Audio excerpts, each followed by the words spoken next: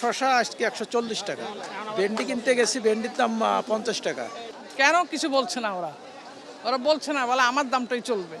গ্যাসের সপ্তাহের তুলনায় গ্যাসের সপ্তাহে তো বৃষ্টি ছিল, মানে আমরা যেমন শশা কিনছি 100 টাকা কেজি গ্যাসের সপ্তাহে, কিনা আমরা 60 টাকা 50 টাকা কেজি বেচছি।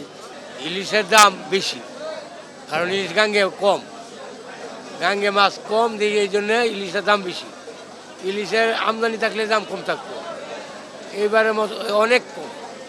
এর লাগে দাম মনে করেন 1 কেজি 200-300 গ্রাম মাছ 2700-2800 টাকা কেজি, 1 কেজি মাছ 900 গ্রাম মাছ 2200-2300 টাকা কেজি, 700-800 গ্রাম মাছ 2000 টাকা কেজি।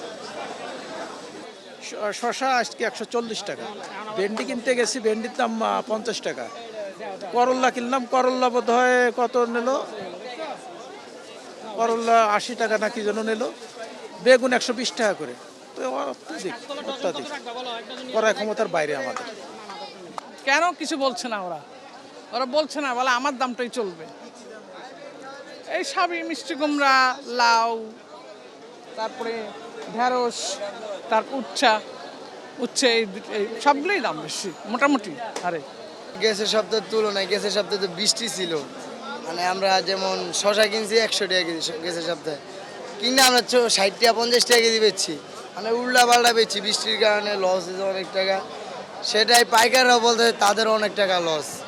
মানে খেতে আবার আপনার সবজি নষ্ট হয়ে গেছে, মানে একটা খেতে যদি মনে করেন 20 মণ সবজি ওই জায়গায় 5 মণও বাই করতে পারতেছে না, এখন বৃষ্টির কারণে নষ্ট হয়ে গেছে। এভারেজ মিলায় দেখতেছে আমার 2000 কেজি মাল লাগে সবজি বাজারে, ওই জায়গায় 200 কেজি আইতাছে। চালের বাজার আসলে এখন নিয়ন্ত্রণে আছে। যেমন আপনার মিনিকেট যেটা রেগুলার চলে 28, যেটা এটা এখন কমে, যেমন আপনার 28 49 টাকা 50 টাকা চলতেছে। আর মিনিকেট ওটা এখন নিয়ন্ত্রণ চলছে, এবার 68 টাকা 70 টাকা চলছে ভালো মিনিকেট।